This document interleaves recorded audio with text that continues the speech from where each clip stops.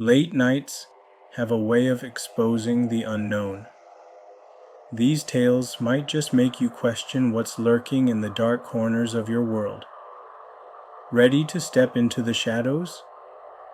Late night walks had always been my escape. The quiet and solitude soothed me. As a welder for over 40 years, I've lived alone on my large farm since my wife Maria passed away. It's just me and my dog Bosley. The house, though too big for one person, holds memories I've clung to despite my kids having moved out long ago. One chilly evening, after a long day in the workshop, I decided to stretch my legs. The vastness of my property made a single loop enough to clear my head. Bosley trotted beside me, his soft panting filling the quiet. As we approached the house, something caught my eye. Movement in the second-story bedroom window. That room, once Maria's and mine, had been untouched for years. The sight stopped me cold. Anger surged at the thought of an intruder. Rushing inside, I charged up the stairs. The room was just as I'd left it, undisturbed. Despite my search, there was no sign of anyone, yet an unease settled in my chest that night, a sensation I couldn't shake. The next evening, Bosley's low growl woke me. I sat up, ears straining. Above me, faint creaks echoed from the room directly overhead. My old house had its noises, but these sounded deliberate. Grabbing a flashlight, I steeled myself to investigate. Once again, the room seemed untouched. Anxiety began to replace my earlier bravado. Then, it escalated. A few nights later, I found the kitchen lights blazing, though I distinctly remembered turning them off. Convinced now of an intruder, I called the police. They found nothing but kindly told me to call again if needed. Their skepticism only heightened my growing dread. One night I faced my fears. Heading back to the bedroom, I opened the door to a chilling sight. Maria's clothes, long packed away, scattered across the floor. Then I saw her, a woman's silhouette, smaller than Maria's, standing in the doorway.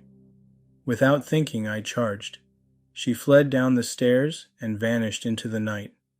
Bosley and I searched the property to no avail. Weeks passed, each night steeped in restless anxiety. The final straw came when I saw her standing in the yard, gazing directly at me through the living room window. Grabbing my rifle, I stormed outside, firing warning shots. She disappeared into the shadows. Over the following months, I fortified the house, installing cameras and motion detectors. Each night brought subtle disturbances, faint whispers, shadows that danced at the edge of my vision, and Bosley's unnerving growls. Despite my preparations, I couldn't escape the oppressive fear that had taken root. One particularly stormy night, the power went out. Armed with a flashlight and my rifle, I patrolled the house. In the faint beam of light, I caught a glimpse of her, a pale figure darting through the hallway. My heart pounded as I pursued her, only to find empty rooms. The cameras later revealed nothing, deepening the mystery. Neighbors began reporting strange occurrences, footsteps in their yards, items moved or missing, and fleeting shadows near their windows. The community's shared fear brought us closer, but it also amplified the terror. Who was she, and why had she chosen our peaceful area to haunt? As the first anniversary of Maria's passing approached, I decided to confront my fears. Returning to the bedroom, I lit a candle and sat in silence, calling out to the spirit. Hours passed without incident until a soft knock echoed from the closet door. With trembling hands, I opened it, finding only Maria's wedding dress, now inexplicably hanging there. The dress became a focal point of my nightmares. Each night I dreamed of Maria wearing it, her face obscured by a veil, silently pointing to the woods behind our house. Finally, I mustered the courage to explore the area. Deep within the forest, I discovered an abandoned shed. Inside, scattered belongings suggested someone had been living there recently. Among the items was a journal filled with cryptic entries, drawings of my house, and a chilling final note. She's watching. I burned the shed and its contents, hoping to banish whatever entity had plagued me. The disturbances ceased, but an unshakable paranoia remains. Bosley and I keep vigilant, knowing the watcher may return. But it wasn't over. In the weeks that followed, I began hearing faint whispers in the house, always coming from Maria's old room. They were soft, almost melodic, but utterly unnerving. Bosley refused to go upstairs, often growling at the staircase as if he could see something I couldn't. One night, I decided to sleep in Maria's room, desperate for answers. It was a mistake. That night, I dreamed of her. She stood at the foot of the bed, her face obscured by a veil, her hand outstretched toward me. "Help her," she whispered. I woke up drenched in sweat, the room freezing cold. The wedding dress was on the bed, though I had packed it away. Determined to end the torment, I reached out to a local historian, hoping to uncover the truth about my property.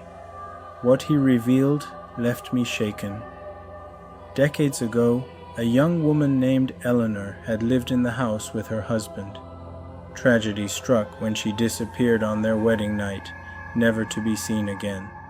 Some believed she had run away, others whispered darker theories.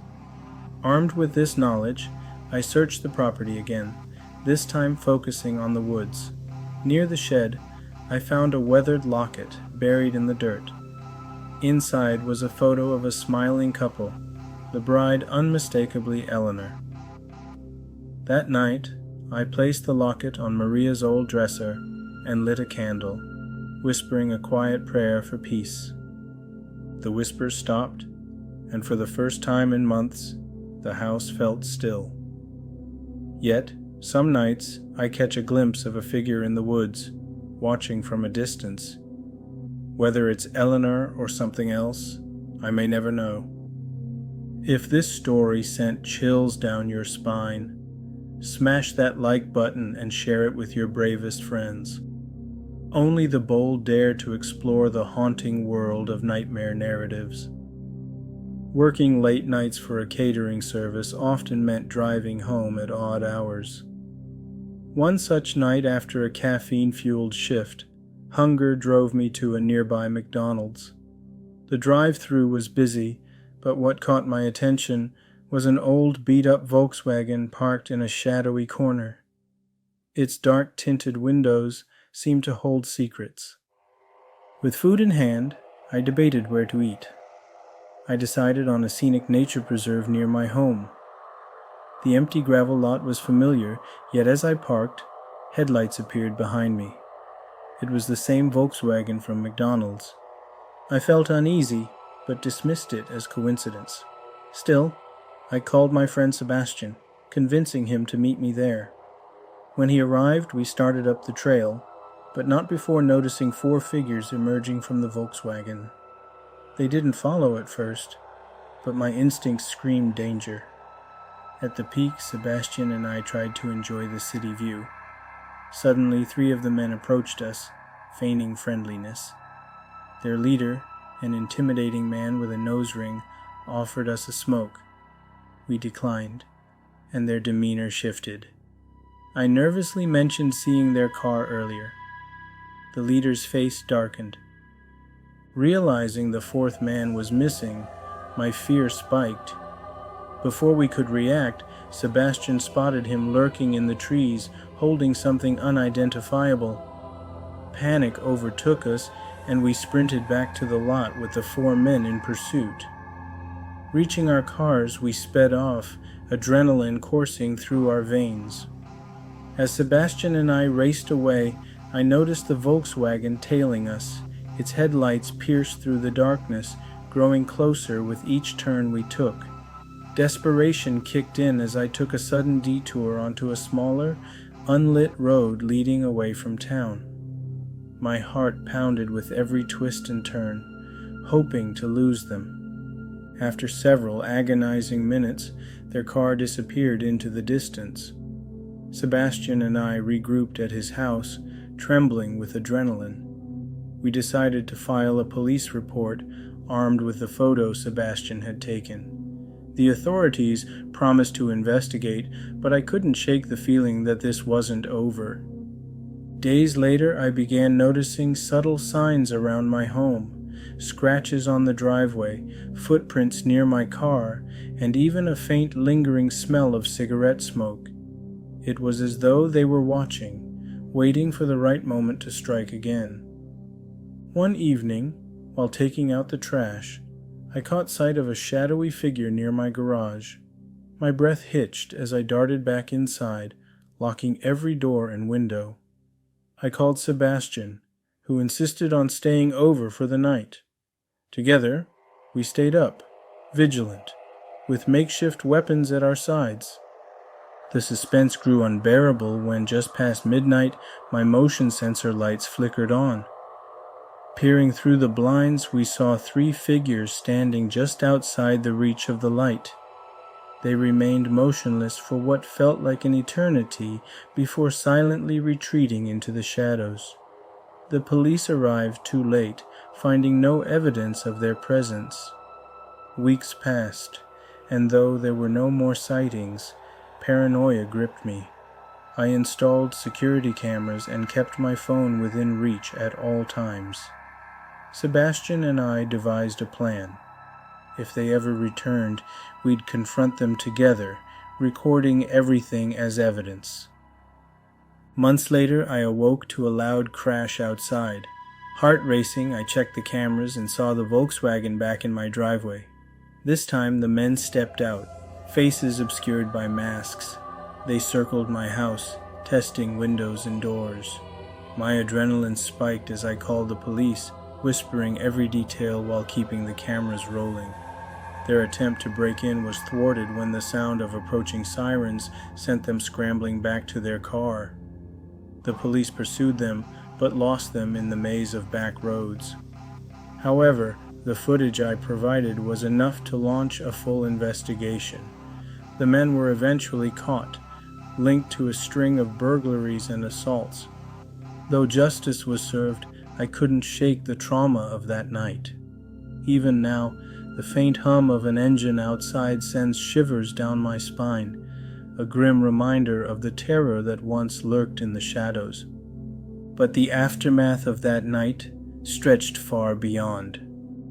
For weeks, every shadow in my home seemed darker, every sound louder. I could barely sleep, plagued by nightmares of masked figures breaking in. I took a leave from work, unable to focus.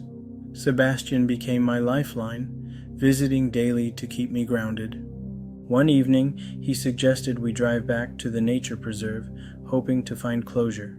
Reluctantly, I agreed. Armed with flashlights and a newfound determination, we retraced our steps to the peak where it all began. The city lights twinkled below, serene yet haunting. As we sat in silence, a soft rustling in the bushes caught our attention. Flashlights darted toward the sound, revealing nothing.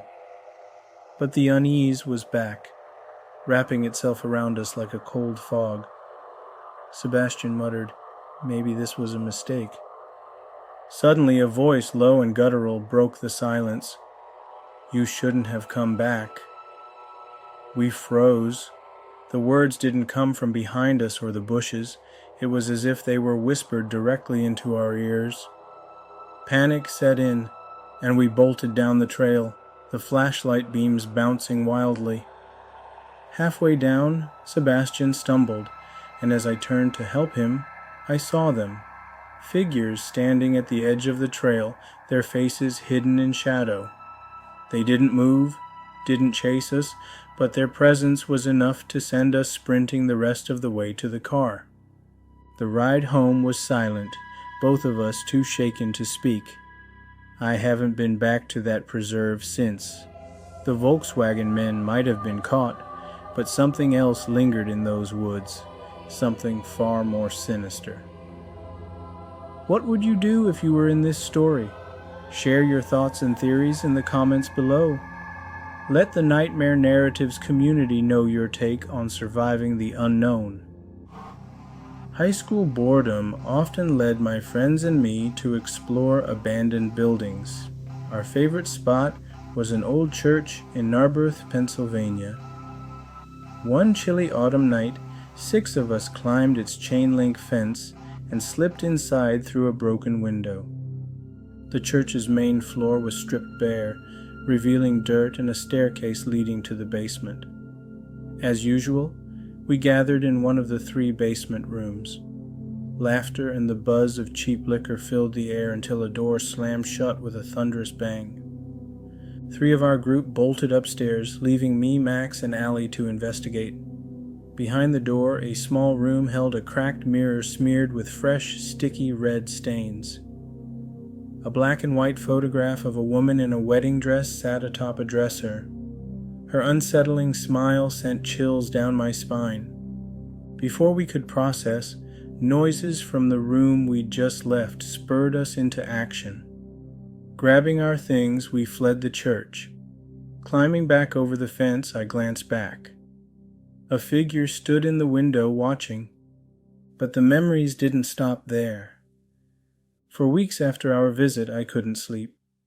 Nightmares plagued me, each one more vivid than the last. In them, I would find myself back in the basement, the woman in the wedding dress staring at me, her eyes hollow and endless. One night, I woke up screaming, convinced I'd heard her voice whispering my name. Max and Allie reported similar experiences.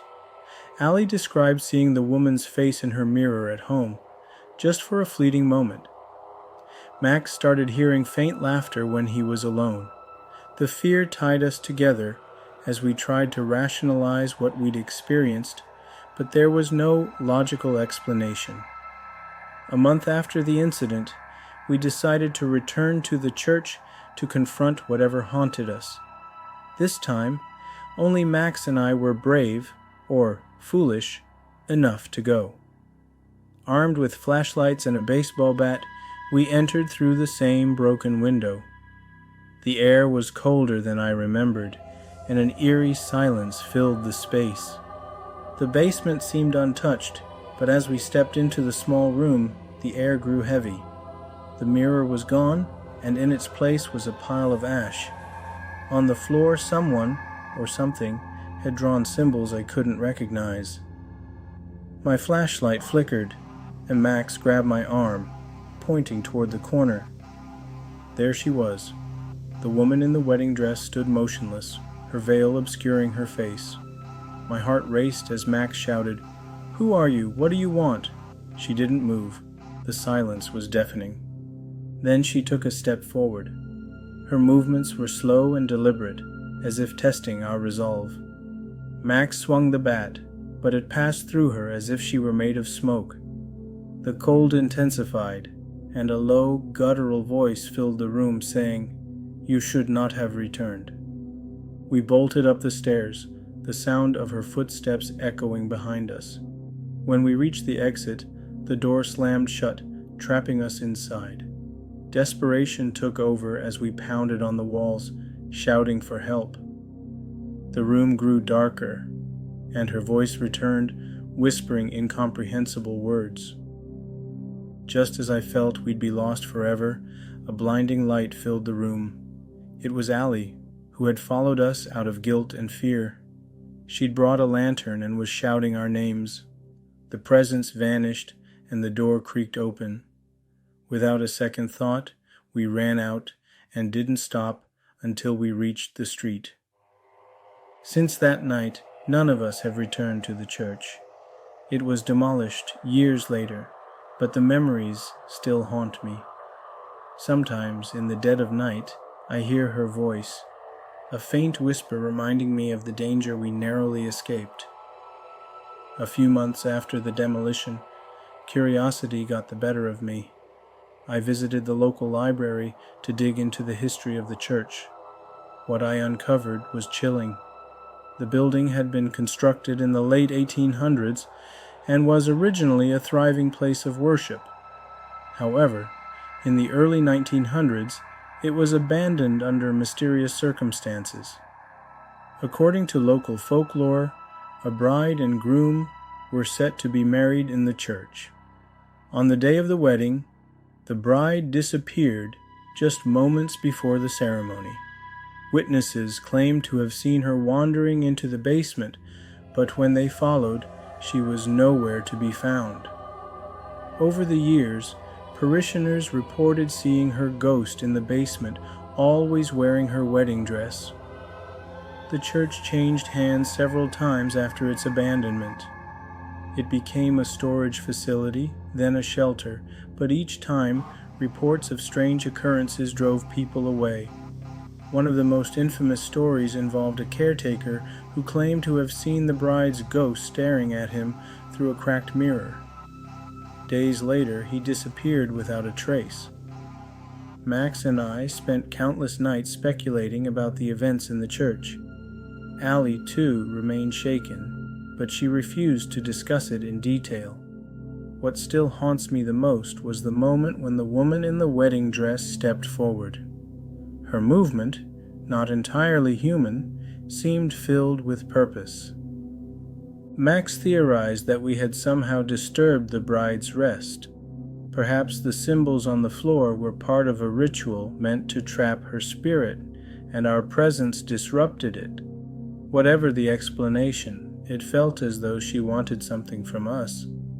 But what? One night, as I lay in bed replaying the events, I thought I heard faint footsteps in the hallway.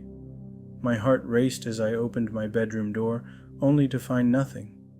The fear lingered long after, making sleep an impossible luxury. Years later, I found myself back in Narberth for a high school reunion. On a whim, I drove past the lot where the church once stood. The area had been transformed into a community park, complete with playgrounds and walking trails, but as I sat on a bench, I felt an overwhelming sense of unease. A young girl ran past me, giggling as she played with her friends. For a brief moment, I thought I saw her glance toward the trees and wave. Following her gaze, I saw nothing at first, but then, just beyond the edge of the park, I noticed a faint silhouette. A woman in white, her face obscured by a veil, watching silently. I blinked, and she was gone. Don't miss out on the next spine-tingling tale. Subscribe to Nightmare Narratives and hit the bell icon to stay one step ahead of the darkness.